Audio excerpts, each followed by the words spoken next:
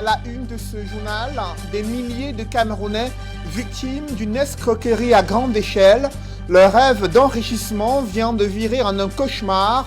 Une entreprise de placement de fonds a fermé ses portes après avoir collecté en toute illégalité des centaines de millions de francs CFA à Douala.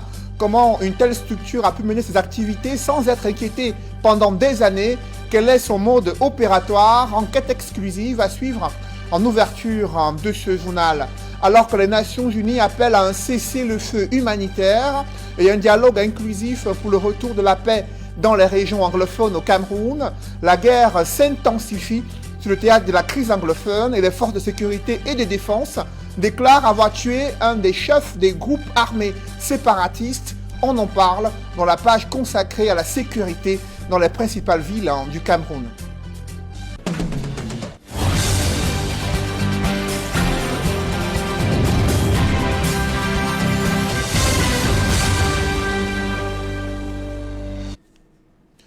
Merci de suivre cette édition complète de l'information sur Equinox Télévision.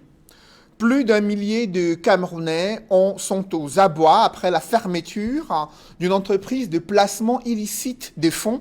La société a brassé des millions de francs CFA auprès des souscripteurs sans avoir un agrément des autorités compétentes. Ces différents responsables sont portés disparus depuis plusieurs mois. De nombreux Camerounais ont vu ainsi leur rêve d'enrichissement virer en un cauchemar, mettant un scandale, mettant en lumière des réseaux bien huilés de corruption, d'abus de confiance et d'escroquerie à grande échelle. C'est une enquête exclusive signée Sédek Chouna et Donald Brice Kamgan. Au pied de ce bâtiment, au quartier Aquanor à Douala, une ambiance de deuil. Ces hommes et femmes à la mine crispée sont rassemblés ce jour-là pour réclamer le remboursement de leurs fonds. De l'argent placé auprès de l'entreprise dénommée Africa Leaf est supposé générer des bénéfices. Les sommes versées sont comprises entre 300 000 francs CFA et 6 millions de francs, voire plus. Parmi les affligés, Dame Jemen. Quand j'ai mis les 5 millions, j'espérais avoir les 24 millions en 9 mois. Je n'ai même pas eu 5 francs. Des prêts et des économies entières remis à Africa Leaf, une entreprise qui s'est présentée comme spécialisée dans l'achat et la vente des actions, l'intermédiation dans l'obtention des financements pour les projets ayant une expertise dans le marché financier. Bien, j'ai investi la somme de 2 millions dans un premier temps et secondement, j'ai investi 200 000 francs. Pourquoi? Parce qu'ils nous ont rassuré qu'avec ce contrat que vous voyez ici, là, avec les 2 millions que j'ai investis, je devais recevoir 35% d'intérêt chaque mois.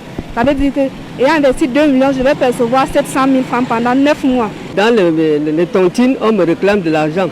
Dans ma famille, on me réclame de l'argent. Et je ne sais comment faire pour rembourser.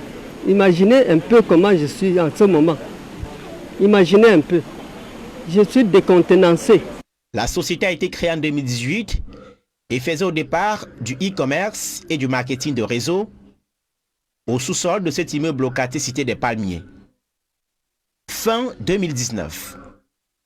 Africa Leaf lance un produit dénommé Swap avec pour slogan « Votre agent travaille pour vous ». C'est du trading. Le souscripteur est censé investir de l'argent que la société doit faire fructifier et lui reverser des pourcentages jusqu'à 40% de son investissement au bout d'un mois. Le produit fait fureur. Des centaines de personnes y mettent des fonds, à la fois à Douala et à une représentation régionale à Yaoundé. Je me rapproche de Africa Leaf, c'est mon mari qui le fait déjà et prend connaissance de la chose. Il se dit, essayons et on va voir ce que ça fait, puisque les gens autour de nous, il y a quelqu'un qui nous a rassurés parce qu'elle est là depuis un bon bout et elle a déjà eu à percevoir quelques mois de gains. J'ai donc pris l'argent et je suis venue déposer, c'était au mois de juillet. Je ne crois pas que c'est mauvais d'investir. Investir, c'est bien. L'accroissement du nombre de souscripteurs contraint Africa Leaf à se délocaliser de la Cité des Palmiers pour Aquanor dans un espace plus visible et plus grand. Emmanuel Ebois, le gestionnaire de cet immeuble, nous confie que c'est en fin juin dernier que les grincements de dents ont débuté. L'entreprise, qui y investit par ailleurs dans les activités pétrolières, avait cessé les paiements. C'est à partir de là qu'on s'en est inquiété et il nous a caché les choses. Donc on a simplement su plus tard, au mois de juin-juillet, parce que les gens venaient se plaindre qu'il y avait un problème. En dépit des assurances qu'elle donne à ses souscripteurs courroucés et inquiets, personne n'est plus payé. L'entreprise a fermé boutique et ses dirigeants introuvables. Maître Arthur Djoumessi a été saisi par le collectif des souscripteurs abusés. L'avocat au barreau du Cameroun se dit surpris par l'absence de personnalité juridique de la société incriminée. La personnalité juridique est consacrée par l'inscription de la société au registre du commerce et du crédit mobilier. Cette société n'est pas inscrite au registre du commerce et du crédit mobilier, ce qui fait déjà d'elle un simple regroupement de fait, une simple société de fait. Donc c'est déjà un vice, c'est une irrégularité. Autre curiosité, Africa-Livre n'a pas d'agrément de la Commission bancaire d'Afrique centrale, la COBAC, pour lever et épargner des fonds. Le vœu du Conseil des souscripteurs aux abois, évalué aujourd'hui à plus de 1000 personnes, c'est que les responsables de l'entreprise soient empêchés de partir du Cameroun. Le défi qui est aujourd'hui lancé est celui des autorités policières et de la gendarmerie, bref de la police des frontières. La police des frontières, dans le cadre de la préservation de l'ordre public, a le devoir de les interpeller et de les remettre entre les mains de la justice. Africa-Livre, qu'Equinox Télévision n'a pas pu joindre jusqu'à la fin de cette enquête, avait pour promoteurs les nommés Rose Boyomo, Benoît Minette et Eli Itongolo. L'entreprise était gérée par Sieur Claude Manga et Gilbert Amougou, principalement. Le tribunal de grande instance du Vouri s'est saisi de l'affaire après une plainte pour escroquerie aggravée déposée par le Conseil des souscripteurs contre les mises en cause. D'après nos informations, Rose Boyomo, l'une des gérantes de Africa-Livre, a été placée sous mandat de dépôt à la prison centrale de Douala il y a près d'une semaine. Le préfet du département du Vouri a confié l'enquête à la Légion de gendarmerie. Les autres mises en cause sont toujours en cavale dans cette affaire qui rappelle le scandale de l'Amida à Yaoundé. Après cette enquête exclusive signée Sédhic Chouna et Donald Brice Kamgan sur une escroquerie à grande échelle dans la ville de Douala, il y a d'autres formes d'insécurité qui préoccupent les populations dans ce contexte où des jeunes délinquants ont sémé la terreur dans plusieurs quartiers. D'autres artères de la capitale économique sont devenues le théâtre d'agressions à ciel ouvert. Malgré l'aménagement des postes de police, les populations se plaignent de l'absence des fonctionnaires de police pour garantir leur sécurité, constat fait dans certaines banlieues de la capitale économique, dans ce reportage signé Warren Zede et Kediara. Fantôme, c'est l'appellation qui décrit le mieux le poste de police de Konki 2.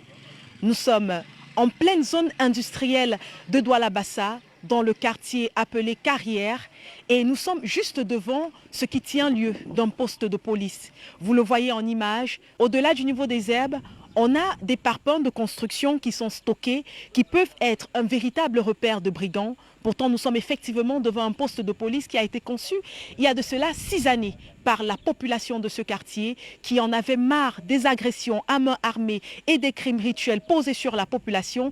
Et un poste de police qui a été occupé tout au plus pendant 2 mois par des éléments qui, en fin de compte, sont partis. Depuis pratiquement plus de 10 ans, le poste de police existe en Kongi. Il y a eu une période là où il y avait le commissaire du 11e qui avait affecté des policiers régulièrement. Il dormait là, mais depuis qu'il est parti, il n'y a plus de policiers. Alors qu'on avait aménagé ça pour la sécurité du quartier. Nous avons cotisé, chacun 3 000. C'est la population qui l'a construit, comme vous voyez là. Moyennant les francs symboliques cotisés dans les ménages. Équipés, il y avait téléviseur et cityphone. En fait, ils n'ont pas mis l'homme dans leur service. Ils n'ont pas attrapé les bandits parce que Au même moment, on travaillait avec eux. En image, il s'agit donc effectivement d'un poste de police et non pas d'une maison d'habitation. La peinture qui semble fraîche sur le mur a été apposée par les populations qui le font en vue de dissuader les brigands et de faire croire finalement à ces gens sans foi ni loi que le commissariat ou le poste de police est occupé par des éléments de la police. À l'intérieur, on voit les vestiges d'un mobilier, mais lorsque vous scrutez véritablement à l'intérieur de ce poste de police, vous allez vous rendre compte que les tôles et le plafond ont été arrachés par les intempéries, par une bande de brigands. On ne saurait véritablement poser des réponses sur ces questions, mais toujours est-il que le poste de police de Kongui 2 est totalement désert. Ici, la sécurité des populations est confiée aux populations elles-mêmes. Vous voyez, de temps en temps, on met sur la peinture comme ça, vous prouvez aux gens qu'il y a un poste de police là-bas. En ce qui concerne la sécurité du quartier, on n'a que l'autodéfense qui est ici là, au carrefour. Là. À notre niveau, au niveau du quartier, nous avons les jeunes qui veillent de temps en temps. Mais pourtant, dans ce même quartier, vous allez le voir, les herbes qui envahissent ce poste de police et qui prouvent alors à suffisance à ces délinquants qui peuvent continuer de vaquer à leur sale besogne par des agressions, que ce soit de plein jour ou dans la nuit. Les habitants du quartier eux-mêmes témoignent. Dans l'insécurité totale, je vous dis franchement, il y a les agressions, il y a les viols, et puis nous, on n'est pas en sécurité. Même dans ta propre maison, on vient t'agresser. Nous avons des gars qui sont dans le secteur qui nous arrachent des motos tout le temps. Quand c'est à partir de 20h, nous ne pouvons plus traverser facilement. Les agresseurs sont régulièrement. Quand ils prennent les motos, ils disent qu'ils vont au quartier. Arrivés au niveau du quartier, ils vous arrêtent, ils vous arrachent ce que vous avez. C'est ce que nous vivons. Il y a cela une semaine, il y a un autre qui a été arrêté. On l'a tabassé. Je crois bien même qu'en amenant à l'hôpital, il a perdu sa vie. Perdu en pleine zone industrielle, vous pouvez le voir en image, il n'existe pas à proprement parler d'éclairage public. Parce que sur les poteaux qui sont disponibles, on va bien évidemment apercevoir des lampadaires, mais pour la plupart, ils ne sont pas actifs. Ce qui de pleine nuit va plonger le quartier dans une insécurité totale du fait de l'obscurité. Les populations nous expliquent qu'il est très compliqué de sortir d'ici le matin ou même de rentrer le soir. Nous n'avons pas d'éclairage à Carrière. La route est obscure. Tout au long de la rue, ce n'est que le voisinage qui est à côté, qu'on appelle concrètement dernier arrêt, qui a au moins son éclairage pour son alimentation. Il a été prévu à chaque habitant, à côté de la route, c'est tout d'avoir quelque chose pour éclairer, afin de barrer à cette situation. Ça a été ça, l'autre objectif. Les réunions que je passe régulièrement, chaque mois, c'est par rapport à cette sécurité. Mes chefs de bloc sont au courant qu'il faudra mettre la lumière tout le long de la route, surtout ceux qui sont en bordure de la route. Pour Equinox Télévision, depuis le quartier Kongui 2, dans l'arrondissement de Douala 3e, nous sommes Dani Warenze 2, Libéron Jomo et Kediara.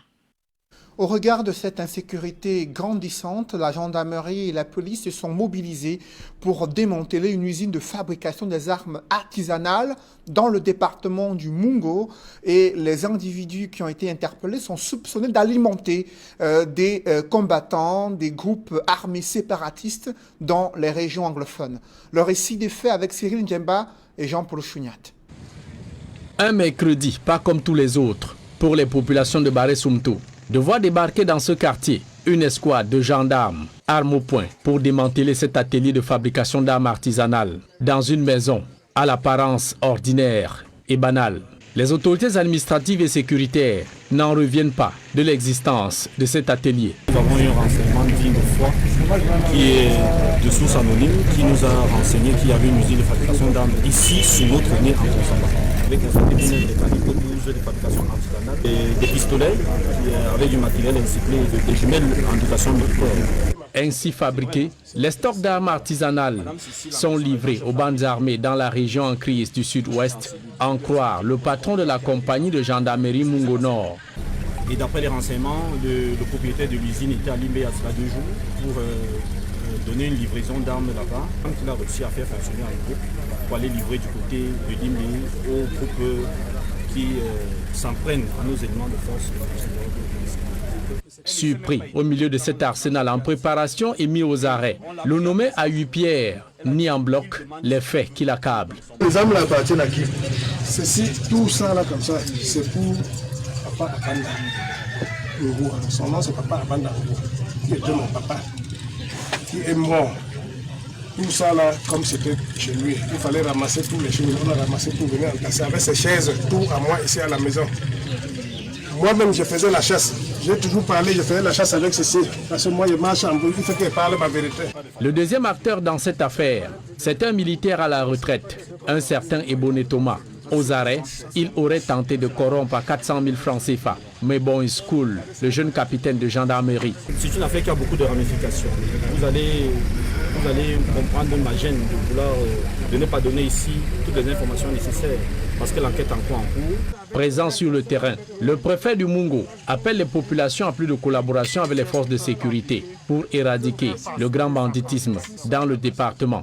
Donc, nous profitons donc de cette occasion pour féliciter nos forces de maintien de l'ordre et encourager nos populations qui ont activement participé au renseignement. Il s'agit aujourd'hui de mettre fin à toutes ces entreprises terroristes.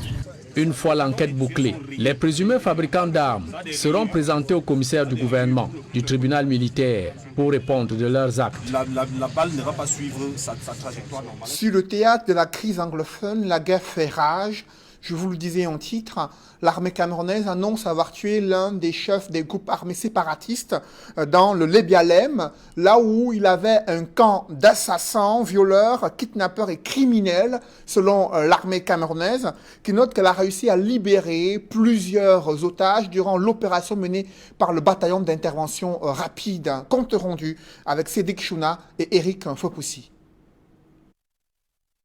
Ayeke Lestico, combattant sécessionniste, connu sous le nom de Général Ayeke, alias Manpasgon, Chief of Forest, vient d'être neutralisé.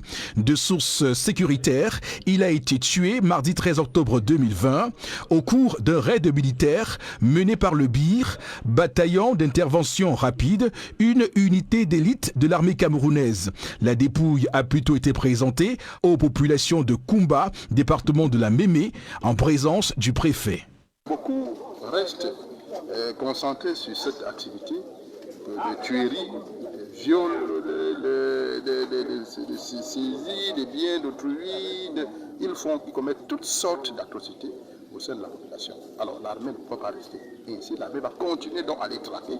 Et voici les résultats. Vous avez vu le 1er octobre, comment il s'est baladé à gauche et à droite. Aujourd'hui, il est où? Eh bien, il a été rattrapé.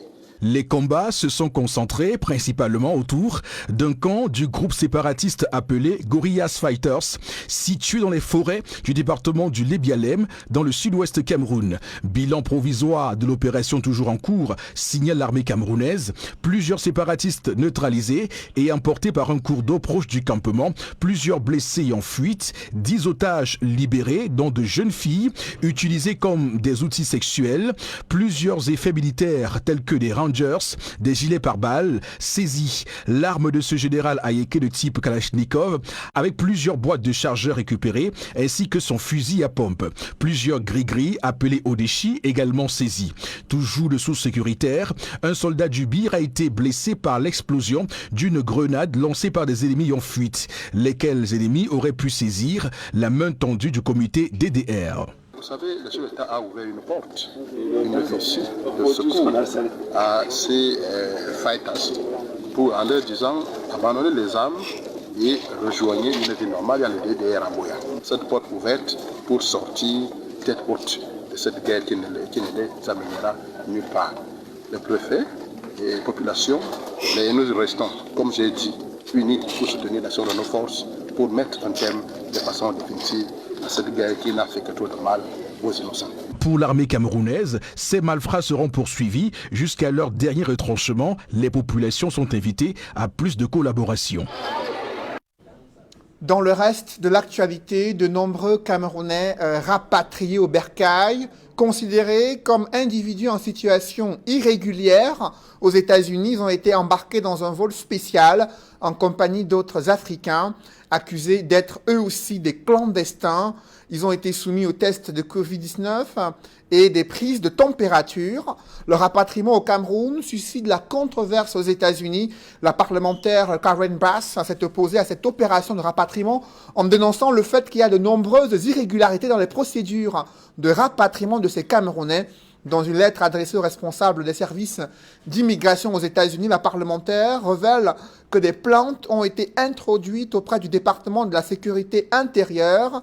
Karen Bass note que des Camerounais à la recherche du statut de réfugiés ont été forcés d'apposer leur signature sur des documents de voyage en violation de leurs droits. Dans un message, elle demande la suspension de cette opération de rapatriement et l'ouverture d'une enquête indépendante. Aux dernières nouvelles, ces Camerounais rapatriés ont été reçus par les autorités administratives de la région du littoral. Dans l'escale internationale, au Mali, l'armée a été frappée par une double attaque survenue au centre du pays. Près de 12 militaires, une dizaine de civils ont péri dans une attaque attribuée aux djihadistes. Une frappe sanglante, la plus lourde enregistrée depuis l'éviction de l'ancien président Ibeka. Et en Côte d'Ivoire, la commission électorale dit être prête pour le prochain scrutin présidentiel prévu le 31 octobre prochain. La mouture internationale est signée Julienne Berthe-Bissaille. C'est un double choc pour l'armée malienne. Elle vient de perdre 12 militaires dans 2 attaques.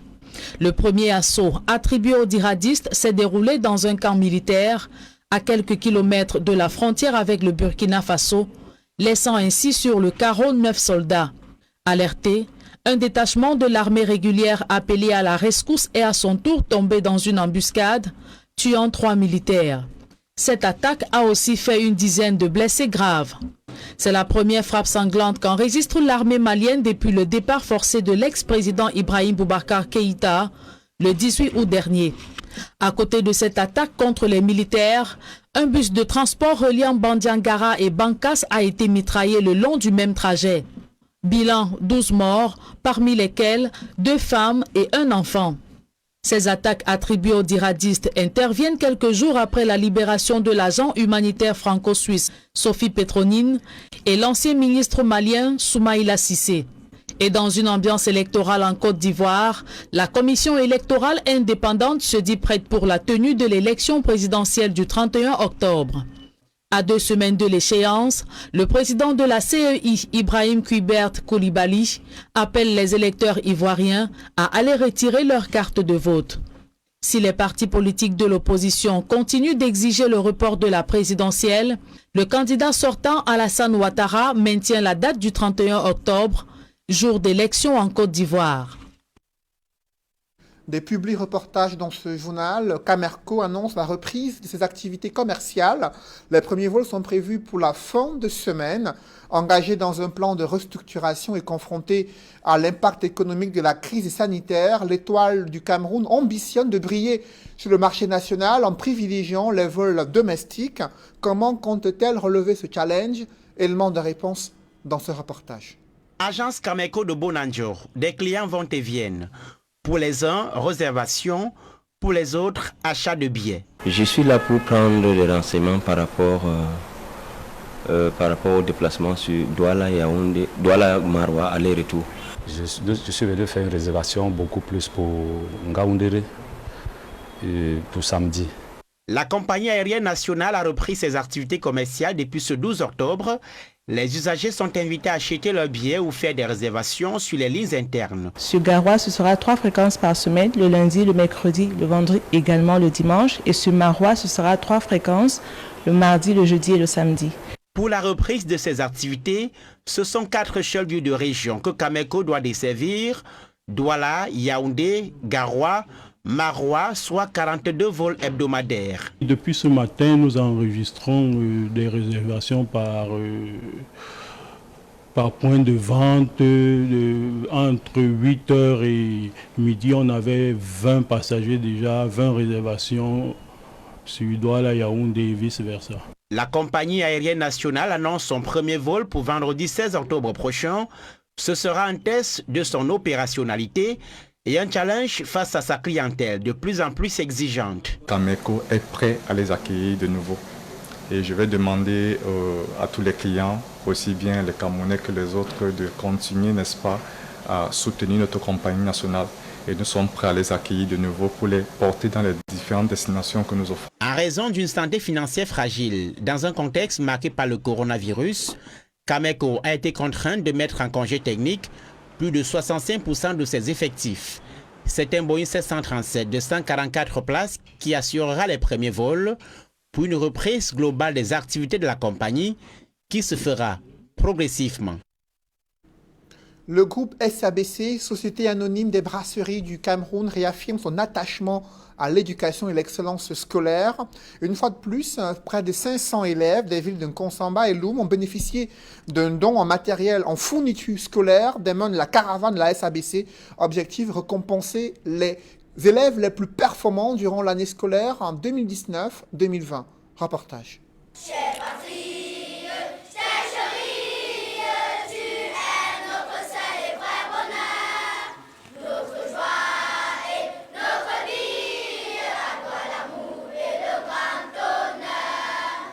Des kits scolaires constitués de sacs à dos, de l'ensemble des livres inscrits au programme et même des gourdes d'eau pour étancher la soif des jeunes élèves. C'est avec les mains bien chargées que les équipes du groupe SABC sont allées à la rencontre le 9 octobre 2020 des élèves de Nkonsamba et de Loum pour primer un total de 500 élèves pour leur belle performance lors de l'année scolaire écoulée. Ainsi, tous les élèves de classe 2 à classe 6 pour la session anglophone et du cours préparatoire au cours moyen 2 pour la section francophone ayant obtenu une moyenne supérieure ou égale à 15/20 s'est vu offrir un kit scolaire de la part du groupe SABC en signe d'encouragement. Je dis merci aux brasseries pour ce nouveau geste.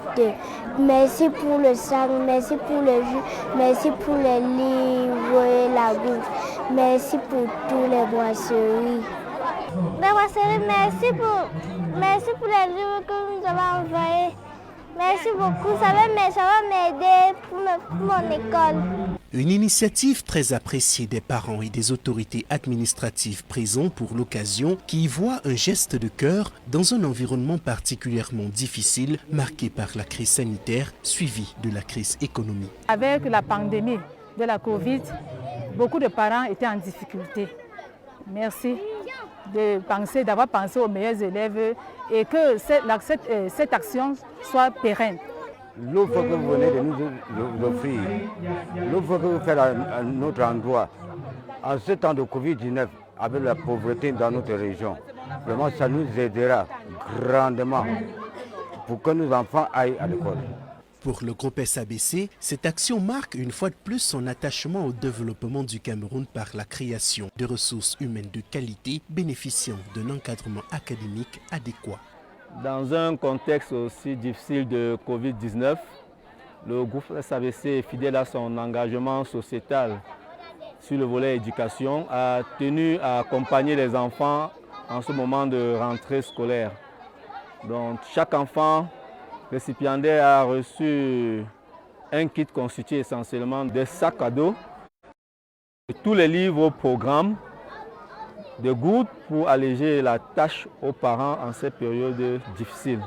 Après Loum et Nkonsamba, la caravane du groupe SABC entend primer un total de 1500 élèves méritants et poursuit son déploiement au chevet des familles et des tout-petits pour leur rappeler que le groupe SABC, c'est vous. Cette année scolaire, en 2020-2021, l'école de football des brasseries du Cameroun a mis un accent particulier sur la sécurité sanitaire, l'excellence scolaire et l'excellence sportive. Vous le savez, c'est une école de référence en matière de formation de l'élite de footballeurs camerounais. L'école de football des brasseries du Cameroun qui appartient à la Société anonyme des brasseries du Cameroun. Reportage.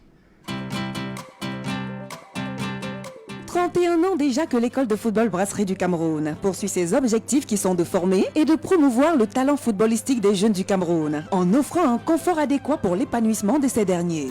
La vision est restée la même, c'est-à-dire être l'académie de football de référence en Afrique centrale. Nos stagiaires ont évolué dans les plus grands clubs pour cela en Europe. Ils ont fait le bonheur des lions indomptables pendant très très longtemps sur plusieurs catégories de sélection. On a l'avantage de nos nouvelles infrastructures, puisqu'on a rénové le site, on a une nouvelle logistique en termes de bus. On a une organisation interne qu'on a aussi renforcée et améliorée, en plus de former des talents de football, parce que nous, ce n'est pas que le football. C'est aussi continuer à éduquer nos stagiaires sur le plan du civisme, de l'intégrité, de valeurs. Pour cette rentrée scolaire 2020-2021, murs, vestiaires, infirmerie, salles d'attente, open space, des rénovations qui permettent aux stagiaires d'être dans les bonnes conditions d'entraînement sportif et scolaire. Ça fait plaisir parce que comme la période était un peu morose, de voir le centre se développer, s'embellir comme ça, et c'était une belle satisfaction. Les stagiaires ont apprécié de revenir dans un cadre quasiment neuf, donc il y a vraiment de gros efforts qui ont été consentis par le groupe SABC. Ça remonte le moral parce que 5 à 6 mois d'inactivité, et ça permet, quand on a des nouveaux habits, ça gonfle le moral et ça permet de repartir sur des bonnes bases. Une propreté du centre de formation de football qui vient aussi garantir le respect des mesures barrières face au Covid-19. Jumelé à cela, l'instant Covid, rassemblant les pensionnaires et dirigeants du centre pour une sensibilisation du comportement de tous à l'intérieur et hors du centre. C'est dans l'air du temps. Covid, c'est préserver tout notre écosystème contre la Covid. Donc quand j'ai écosystème, c'est nos stagiaires, c'est les encadreurs, c'est tous nos partenaires, c'est des fournisseurs, prestataires, c'est nos adversaires pendant les matchs, c'est le public même qui viendra assister à nos matchs. Donc c'est vraiment un objectif fort que nous avons et nous sommes vraiment bien organisés dans le domaine, et en toute modestie, je dirais que nous serons les pionniers encore dans ce domaine-là de la préservation du monde du football contre la Covid. Nous avons un peu plus d'une vingtaine de stagiaires qui sont rentrés fin juin pour préparer les examens officiels. Donc les résultats ont été relativement intéressants. Au baccalauréat, c'était 100% de réussite. Au BEPC également, 100% de réussite. On a été moins heureux au probatoire, on n'a fait que 27%. Pour le BEPC anglophone, on a également culminé à 70%. Donc on a une moyenne générale de 70,8% de réussite. Donc c'est bien, c'est en progression par rapport aux années précédentes. Voilà, ça veut dire que les enfants assimilent bien le fait de pouvoir concilier football et études. Ils font les efforts et ils nous prouvent tous les jours que c'est possible de faire les deux. Allier sport et études a toujours été crucial à l'école de football Brasserie du Cameroun. Un cocktail qui, chaque année, conduit à un taux de réussite scolaire satisfaisant sur l'ensemble des examens officiels et prouve le sérieux dans l'accompagnement de réussite de ces jeunes footballeurs. Il y a de meilleures conditions de travail pour nos stagiaires et leurs encadreurs. C'est pour ça qu'on se permet de croire dans nos objectifs qu'on peut former plus de talents sportivement et puis humainement sur cette année, et dans les autres années, on se donne le pari de continuer à le faire. Mesdames, Messieurs, c'est la fin de ce journal. Merci de l'avoir suivi. Juste après cette édition de 20h, retrouvez Serge Alain Antou et ses invités pour le débrief du journal sur le plateau d'Equinox Soir. Serge Alain. Démantèlement d'une usine de fabrication d'armes artisanales du côté du Mongo. Principalement dans le chef-lieu de ce département en Konsamba, là où la population a été surprise de voir débarquer une unité de gendarmerie accompagnée des autorités administratives. Et vous avez vu les deux personnes qui ont été interpellées. D'abord un civil qui a reconnu être en possession de plusieurs armes de fabrication artisanale, indiquant que cela lui sert pour la chasse, mais les forces de gendarmerie soupçonnent qu'il y a des liens avec la grande criminalité, également des liens avec les réseaux des groupes armés séparatistes dans les régions anglophones. Un homme en tenue en retraite a également été interpellé. D'autres informations n'ont pas été dévoilées à la presse, mais la question d'insécurité préoccupe énormément dans la région du littoral, région qui est proche et voisine du sud-ouest, l'une des régions en guerre dans la partie anglophone du Cameroun. Des Camerounais en situation irrégulière aux États-Unis d'Amérique rapatriés. Ils sont près de 100 Camerounais qui ont rejoint le bercail, rapatriés de force selon la parlementaire américaine Karen Bass. Ils ont été soumis au test de Covid, prise de température. Certains ont été reçus par les autorités administratives. Ils ont été reconnus être en situation irrégulière dans l'État du Texas. Eux qui sont passés pour certains par le Brésil. Ils ont ensuite marché durant des semaines, des mois jusqu'au Mexique afin de pouvoir traverser la frontière et espérer être des réfugiés aux États-Unis. Ils n'ont pas eu gain de cause au moment où la parlementaire américaine Karen Bass demande la suspension de ces opérations de rapatriement pour voir plus clair sur les conditions de ces Camerounais qui demandent l'asile aux États-Unis. C'est Alain. Voilà, madame, monsieur, c'est donc l'essentiel. Equinoxoir, deuxième partie. Bonne soirée à vous, Cédric. Bonne soirée à vous, Serge Alain. Rendez-vous demain. 20h. Dans un instant, la suite. Equinoxoir.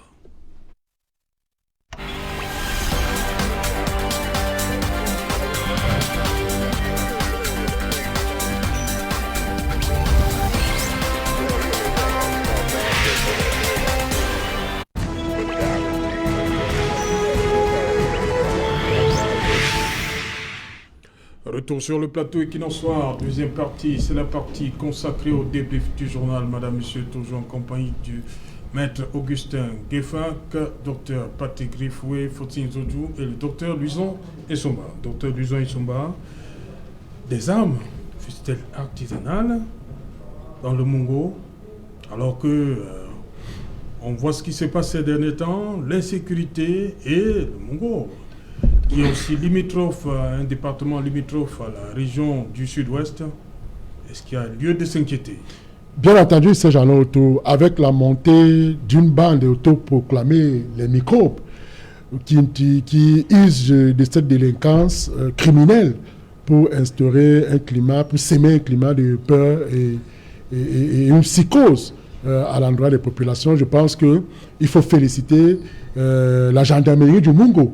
Parce que, vous savez, aujourd'hui, le commun, le mortel, n'arrive pas à bien faire la différence entre une arme normale et une arme blanche. C'est-à-dire que quand on vous la pointe, ce qui est évident, c'est qu'on vous tient en respect. Et donc, ça veut tout simplement dire que c'est une très belle action qui est menée. Je pense que quand la police mène de telles actions de prouesse héroïque, cela mérite d'être également... La gendarmerie surtout, hein. Oui, la gendarmerie surtout. Donc, c'est avec cette montée de la criminalité qui atteint des proportions inquiétantes, saisir de telles armes blanches, je pense pour ma part que c'est un acte héroïque et que... C'est des armes à feu, hein, artisanales. Oui, des armes à feu artisanales, mais bon, on les range généralement dans les armes blanches, puisque c'est des armes à feu, mais comme ce n'est pas des armes qui sont assimilables aux armes normales, naturelles, ou du moins conventionnellement reconnues, c'est pourquoi on les met dans la logique des armes blanches. Alors, c'est là pour dire que c'est la bienvenue, et d'ailleurs tout à l'heure, Cédric nous fait là très bien faire le rapprochement, c'est-à-dire qu'avec le Boya à côté, et bien entendu, le Cameroun qui est justement dans une croisée des chemins au niveau de son plan sécuritaire. Donc moi, j'estime qu'il s'agit d'un acte héroïque et que nos forces de défense poursuivent dans cette même lancée. Docteur Rifou. Bon, écoutez, je pense qu'il faut saluer cette action-là qui rentre dans les missions classiques des forces de défense et de sécurité. C'était une unité, ce n'était pas vraiment une usine telle que je l'ai entendu, c'était une unité de fabrication artisanale. Historiquement, il y en a eu beaucoup dans les régions de l'Ouest et dans les régions du Nord-Ouest et du Sud-Ouest. Avec la crise liée aux problèmes anglophones, le gouvernement a fait en sorte que ces unités cessent de fonctionner. On découvre là que certaines unités ont continué à fonctionner de manière totalement clandestine. Et je salue cette action qui a visé à identifier cette unité et à mettre fin à son fonctionnement, parce qu'effectivement, il y a un certain nombre de risques qui sont liés au fonctionnement de ces unités artisanales. C'est qu'elles sont susceptibles d'alimenter les bandes armées sécessionnistes qui sévissent dans le département frontalier. Elles peuvent et elles alimentent même classiquement la grande criminalité, parce qu'un certain nombre de délinquants utilisent plutôt ces réseaux pour acquérir des armes des armes à feu lorsqu'ils ne peuvent pas accéder, ils les acquérir dans les circuits qui sont des circuits plus conventionnels, c'est-à-dire passer par une armurerie, parce que là vous avez une procédure qui est une procédure dans laquelle vous avez une enquête de moralité et effectivement si vous n'offrez pas un certain nombre de garanties, vous ne pouvez pas acquérir cette arme. Mais dans ces circuits-là, vous pouvez parfaitement avoir une arme à feu à 100 000 et à 50 000 et vous allez vous retrouver avec des individus effectivement dans la ville de Douala qui vont les utiliser. Nous avons un camarade qui a été récemment braqué. Les braqueurs avaient une arme à feu, donc on peut supposer que ces actions-là, ces actions-là sont de nature à faire baisser la tension qu'il y a dans la ville de Douala en termes d'insécurité, parce qu'effectivement, avec le banditisme en bande organisée, ce qu'on appelle classiquement les microbes, avec le développement du banditisme en bande organisée, il faut craindre que ces bandes organisées-là commencent à accéder aux armes à feu, ce qui augmenterait leur niveau de dangerosité. Voilà. Faustine Zodjour, on sait que le département du Mungo, il y a souvent eu ces derniers mois des incursions des bandes armées venues du département de la région du Sud-Ouest. Avec ce démantèlement-là, les populations peuvent dormir tranquilles. Bon, je ne pense pas que le type d'arme que je vois certains sécessionnistes du Sud-Ouest utiliser seraient des simples armes fabriquées comme ça à base des barres de fer. Donc je pense que ce type d'unité, ou du moins ce type d'usine... Non, au départ, c'était quand même des armes artisanales. Oui, ça dit les choses ont évolué. Les choses ont évolué aujourd'hui. Oui. Je pense que ce qu'il faut beaucoup plus craindre, ce sont ces petits malfrats qui tendent souvent ces armes dans les maisons de nuit pour agresser, parce que moi-même, ça m'est déjà arrivé. C'est cela qu'il faut beaucoup plus craindre, parce qu'on sait que dans le Mungo, le banditisme est souvent beaucoup évolué et la plupart des armes même utilisées par des bandits, des voleurs à Douala pour procéder aux agressions viennent souvent de ces régions-là. Donc moi je ne pense pas qu'il faut à chaque moment essayer de faire des rapprochements à la hâte. Les armes artisanales, c'est parfois des petits trucs. Moi, parfois, on m'a tendu, il m'est arrivé qu'on me tende une arme et puis je commence à douter s'il y a une balle à l'intérieur parce que je regarde. C'est tellement archaïque. Oui, dans la nuit, ça dit qu'on pointe. C'est tellement archaïque dans la nuit. Tu te dis, mais est-ce qu'il peut avoir une balle dans cette arme? Tu as envie de résister. Pour moi, c'est vous avez envie de résister. C'est la grande criminalité.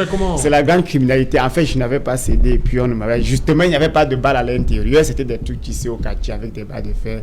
Généralement, il faut craindre la grande criminalité parce qu'ils utilisent ces armes-là. Au début, on parlait d'une usine, mais parfois, tu vois, ce sont des papas. J'ai grandi, on a vu des unités comme ça dans nos villages à l'époque, avant que le gouvernement n'interdise que ces petites unités continuent le fonctionnement. Pour moi, il ne faut pas trop faire. Mais dans le reportage de Jean-Paul Chouniat, on dit à un moment qu'il y a eu tentative.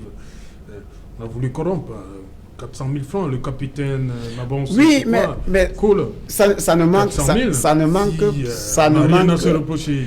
manque pas déjà parce que fabriquer les armes aujourd'hui est interdit. Ça veut dire que si on t'arrête, tu dois répondre de tes responsabilités. Seulement sur ce motif, on peut essayer de corrompre le capitaine de gendarmerie parce que justement cette personne n'a pas l'autorisation de fabriquer les armes artisanales, puisque depuis le début de la crise anglophone, il y a même un communiqué du ministre qui circulait et demandait même aux chasseurs de ne plus utiliser les armes dans les régions du nord-ouest et du sud-ouest et dans tout le pays même. Je pense que la fabrication des armes artisanales aujourd'hui est interdite. Donc il y a de quoi cette personne peut essayer de corrompre les agents de force et de sécurité. Voilà.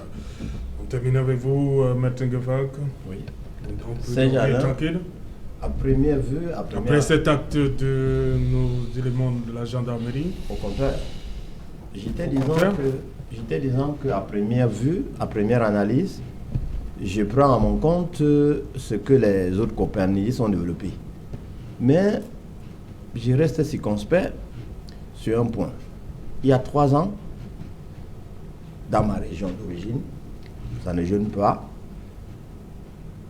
les armes artisanales font partie du décor de nos activités culturelles. Oui. pourquoi c'est depuis 3 ans que tout est interdit? Réglons le problème qui provoque l'interdiction. On a interdit les armes artisanales, ça tue la culture, ça fragilise les activités culturelles dans les zones. C'est comme ça qu'on a, c'est dans la même logique qu'on a interdit les machettes dans le nord-ouest et le sud-ouest. Posons-nous la question. Demain, lorsqu'on va interdire l'usage des couteaux, un jour on interdira l'usage des plats en inox, un autre jour on interdira l'usage des plats en porcelaine. Alors, on nous imposera l'usage uniquement des feuilles de bananier. Ouais, c'est-à-dire on ira d'interdiction en interdiction pour nous retrouver à l'état de nature. Il faut à un moment donné s'interroger. Pourquoi nous nous sommes résignés à ne trouver pour seule solution que les interdictions? Pourquoi avant on n'avait pas ça? Il faut régler toutes ces petites questions et redonner confiance à la population. Je crois qu'il y a un laisser-aller exagéré qui dénature tout dans la société. Le policier qui devrait s'occuper d'autre chose se réduit à régler les problèmes basiques qu'il avait déjà oubliés il y a des décennies. Ça pose problème. Ce sont ces petits problèmes que nous devons régler. Nous ne devons pas nous contenter des petites cachettes qu'on a déterrées. Non. Il faut régler les problèmes qui provoquent ces situations de suspicion. Parce qu'on doit regarder. Vous avez dit là-bas, tel que je vois le reportage, on soupçonne que ce fabricant d'art artisanal serait, c'est le conditionnel, serait le fournisseur de quelques armes du côté des sécessionnistes. On est au conditionnel. C'est-à-dire, personne n'est sûr. On doute. Je ne dis pas qu'on ne doit pas prévoir, on ne doit pas le secouer. Mais on ne doit pas renverser les données. On ne doit pas être dans un système accusatoire à tout prix. Non. Vérifier, surveiller, mais ne le présentez pas comme un coupable tout de go. Vous-même, vous dites qu'ils ont utilisé le conditionnel. Mais j'ai dit ceci. Oui. Ils n'ont pas accusé. L'image projetée en premier, c'est voilà une source d'approvisionnement. Et justement, parce que le reporter n'est pas sûr, il a utilisé le conditionnel. Le gendarme qui le présente, c'est voici un grand butin. C'est à la fin qu'il dit il paraît que ça financerait ou bien ça aiderait les commissions. C'est-à-dire on dilue le vrai problème. Non. Pour moi, le vrai problème, c'est de régler ce que je viens d'expliquer. Pourquoi les interdictions? Il faut régler les causes de ces interdictions. Tant que ce n'est pas réglé, on n'est pas sorti le match. Docteur Rifoué, des Camerounais rapatriés là, on dit qu'ils étaient en situation irrégulière aux États-Unis d'Amérique. Est-ce qu'il y a lieu d'avoir peur pour eux? Pourquoi est-ce qu'il faudrait avoir peur pour eux? Ils ont été reçus par les autorités. Les tests Covid ont été effectués. Peut-être que certains seront mis en quarantaine. Je suppose qu'ils sont les bienvenus. Hein. Vous supposez? Oui, je suppose qu'ils sont les bienvenus, mais ils sont chez eux au Cameroun. Donc, ils sont les bienvenus. Je n'ai personne de ma famille dans le contingent des rapatriés, mais je souhaite bon retour au bercail à tous ceux qui étaient en situation irrégulière aux États-Unis. Pourquoi maintenant? Je leur dis, mais pourquoi maintenant? C'est un projet, pour ceux qui suivent l'actualité américaine, le projet de rapatriement des personnes en situation illégale est un projet qui court depuis pratiquement 2 ans. C'est-à-dire au moment où Trump a lancé son projet de construction du mur à la frontière avec le Mexique, il y avait également derrière ce projet de construction d'un mur le fait qu'il fallait faire partie toutes les personnes qui se trouvaient en situation irrégulière sur le territoire américain. Maintenant, c'est tombé sur une centaine de compatriotes camerounais. Je pense qu'il y a des opportunités au Cameroun et je les invite à saisir ces opportunités-là. Lesquelles, par exemple? Lesquelles, par exemple? Oui. Écoutez, il y a l'agriculture, hein. La terre ne ment pas, dit le proverbe, donc je les invite à s'intéresser à la culture. Quand ils partaient du Cameroun, il n'y avait pas la terre? Oui, il y avait. Vous savez pourquoi ils sont partis? Mais bien sûr. Vous savez, l'herbe est toujours plus verte ailleurs. Oui. Et c'est pour ça que je leur dis, l'herbe est aussi verte ici. Sauf que le bonheur... Quand ils partaient, l'herbe n'était pas verte? Ils ont pensé que l'herbe serait plus verte aux États-Unis. Voilà. Mais il se trouve qu'ils sont revenus à l'insu de leur plein gré. Et nous, on leur souhaite bon retour. Et ce qu'on leur dit, c'est que l'herbe peut être aussi verte ici qu'aux États-Unis. Okay. Donc, il va falloir qu'ils travaillent à se réinsérer socialement. Il va falloir qu'ils développent des activités parce qu'on peut aussi créer de la richesse au Cameroun. On peut créer de la richesse à Douala. On peut créer de la richesse à Yaoundé. On peut créer de la richesse dans le Lébialem. On peut créer de la richesse à Fongo-Tongo. Il suffit de s'investir et de travailler un peu. Le Cameroun est encore une terre d'opportunités et ces opportunités doivent être saisies d'abord par les Camerounais. Et j'invite ces diasporiens qui ont fait un tour aux États-Unis, qui pour certains ont prétendu que leur vie serait menacée aujourd'hui, serait menacée au Cameroun, à bien jouir de l'air de Douala et plus tard de l'air de Yaoundé, à rejoindre leur famille. Et ce que je leur dis, c'est commencer à réfléchir à ce que vous allez faire parce qu'il y a des opportunités et je vous invite à les saisir.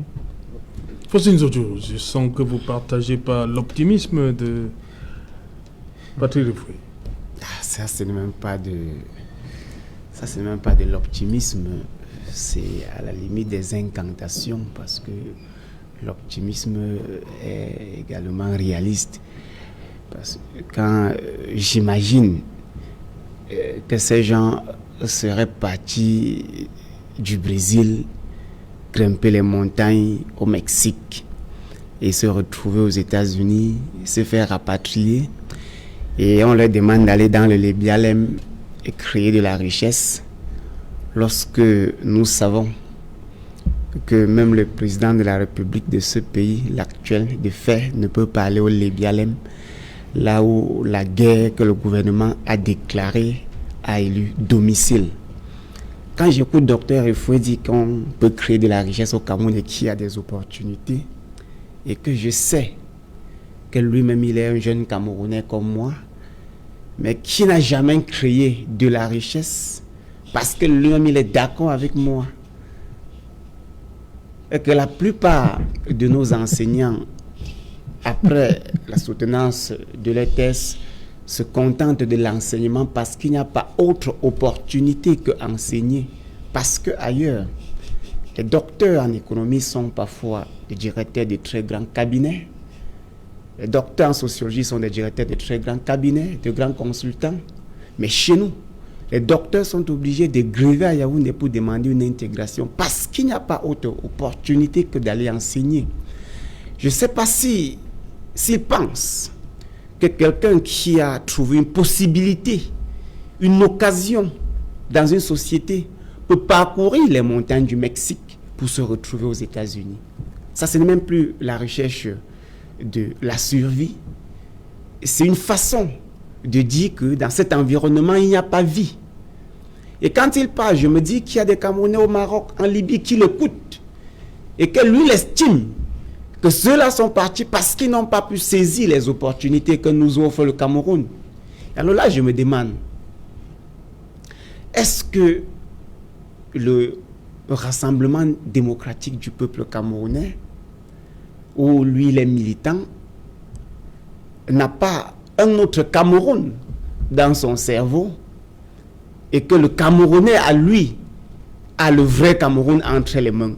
Quand il parle d'opportunité dans les Lébialem, c'est une façon de se moquer des Camerounais. Il se moque même de la guerre qui se vit là-bas. Il rit, il insulte. Parce que dit qu'on peut faire de la richesse à Fongo-Tongo, c'est dit par exemple, comme Maître disait tout à l'heure, qu'on parcourt 28 km, 26 km en 8 heures de temps, Et puis lui, il balaie ça comme ça. Il dit, malgré les 8 heures de temps pour parcourir 26 km, on peut faire de la richesse. Donc ces gens qui sont partis ont été dans l'erreur. Vous voyez jusqu'à quel niveau on ne prend rien au sérieux dans ce pays. On dit qu'ils ont été reçus par les autorités administratives. Ce n'est pas la première fois qu'on rapatrie les Camerounais. Que sont devenus ceux qu'on est allé chercher en Libye? On a dit qu'il y a des opportunités. Il nous dit que l'agriculture ne trompe pas, mais ils sont repartis. Voilà. Parce que vous n'ont pas trouvé des opportunités. Moi, personnellement, j'ai fait la route de l'aventure. Vous le savez. Moi, j'ai des images qui circulent encore jusqu'aujourd'hui, des images de la terreur. J'ai parcouru une dizaine de pays dans les mêmes conditions. Alors, je connais le discours que ces gars tiennent à l'intérieur. Certains sont prêts à mourir que de retourner au Cameroun. Parce que vous ne pouvez pas imaginer un pays où, à l'âge de 40 ans, les détenteurs de Master 2 sont couchés sur les canapés chez leurs parents et demandent l'argent de baigner à papa. Vous ne pouvez pas imaginer un pays où quelqu'un sort de l'école, trouve un boulot et ne peut pas soigner sa mère à hauteur de 500 000 francs dans un hôpital parce que le salaire est minable et que la loi sur le travail a demandé à l'employeur de négocier avec l'employé, quitte à ce que les conditions obligent l'employeur à accepter un salaire de 10 000 francs par an. Vous voyez, alors on vient sur le plateau de télévision, on nous dit bienvenue au Cameroun. Mais pourquoi ils sont partis? Maître disait tout à l'heure qu'à un moment donné, il faut régler les problèmes de fond au lieu de se contenter sur les conséquences et brandir, je dirais, ces conséquences comme des avancées, comme des trophées. Moi, je vais dire à ces compatriotes qui sont revenus déjà beaucoup de courage à eux, parce que je sais ce que ça fait, parce que j'étais rentré sans qu'on ne me rapatrie, mais j'ai connu des difficultés malgré que je sois rentré librement. Et j'imagine ceux qui sont rentrés brusquement après avoir passé 5 ans, 10 ans sur les montagnes au Mexique et qui se font rapatrier. Et tout ce qu'on trouve à dire sur des plateaux de télévision, ils n'ont qu'à aller faire l'agriculture. Pourquoi on ne les a pas donné cette opportunité de faire l'agriculture bien avant? Voilà, merci. Maître Nguefa, pour vous, ces Camerounais qui sont rentrés, qu'est-ce que vous leur dites? Je sais qu'ils vous regardent en ce moment. Ouais, Dr. Patrick Griffoé a parlé de l'EBLM. I would like to say what you are saying is not painful for all those who are there, for all those who are from l'EBLM. Si tu étais de l'EBLM, tu comprendrais que si tu habites à l'eau, il n'y a que la moto qui peut te prendre à Tcham et t'amener à Alo. Si tu habites Menji, il n'y a que le bille qui peut t'accompagner. Si tu habites chez Fonjou Mametok, soit tu déménages, soit tu es cueilli par la bande à Yeke qu'on vient d'assassiner. Si tu habites Fongo Tongo, tu comprendrais que pour parcourir 13 km, il te faut prendre 2 heures, souffrir avec le sous-préfet, t'arrêter chez lui sans lumière, t'arrêter chez lui sans eau. Il te faut souffrir avec monsieur le maire Ndongue Paul. Si vous le connaissez, vous saurez que Yaoundé c'est beau, parce que ce monsieur était un grand architecte de la communauté urbaine de Yaoundé. Il a préféré retourner chez lui. Il se bat pour parcourir 13 km, aller chez lui. Il utilise les bottes. Vous auriez compris. D'ailleurs, lorsque vous prenez le LBLM comme élément d'exemple pour cela, je vais vous dire, il n'y a pas de comparaison à faire. L'agriculture là-bas est dense. Si vous connaissez le Macabo, vous, je ne vous vois pas en train de porter une portée sur un sillon, parce qu'il y a des tubercules qui sortent avec des tailles de près d'1 mètre. Je parle du Macabo. Ça ne passe plus parce que vous avez laissé faire avec la pourriture de la guerre du Nozo. Si vous étiez là-bas, vous aurez compris que là-bas, s'il faut faire avec les fruits, c'est les fruits de saison. Si vous étiez là-bas, vous aurez compris que c'est le troc, c'est le grand commerce. Si vous connaissiez la zone, vous auriez compris que nous souffrons à Douala, puisque le commerce entre Ekok et le Cameroun n'existe plus. Vous auriez compris que sur le trajet, même les nouvelles pompes à essence, même les nouvelles stations ont fermé. À ceux qui viennent d'arriver, vous savez, le Cameroun, c'est une terre promise. Nous pouvons vous le dire sincèrement. où vous étiez dans le pire des mondes. Revoyez et relisez Germinal, vous êtes le bienvenu. D'ailleurs, suivez juste l'histoire du coronavirus. Tous les êtres humains rêvent de vivre au Cameroun, parce qu'ici, nous, on s'en fout du coronavirus. Dieu nous a protégés, Dieu nous a créés. Vous parlez comme Donald Trump, là, avec le coronavirus. Bon, lui, il parle chez eux, on meurt trop, malgré tout ce qu'ils ont. Ici, nous avons éradiqué l'affaire. Moi, j'ai été contaminé, je me suis soigné avec les plantes de chez nous. Puis j'exporte aussi ces produits, j'envoie soigner les autres. Les produits de Cléda.